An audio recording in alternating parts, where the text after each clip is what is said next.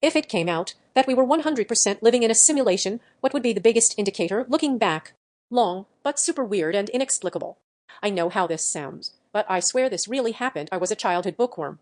While the other girls at a fifth grade sleepover were playing air hockey and dancing around to Let's Hear It for the Boy, I'd pulled a creepy-looking book off my hostess shelf and huddled into a beanbag chair in a quiet corner of her family room. I finished the book that night, and the next morning I placed it back on her shelf, left, and promptly forgot the title. We moved a few months later, and I spent the next 7 years trying to find that damn book. There was no internet, just old card catalogs, but I searched every library I visited. Unfortunately, both book and title remained elusive. It turns out that there is no shortage of books about young ghost girls on farms and spooky houses with ponds. The author wasn't Mary Downing Hahn, Richard Peck, or any of the usual paranormal authors. It wasn't Wait Till Helen Comes. The only thing I could remember about the cover was that she was holding an owl.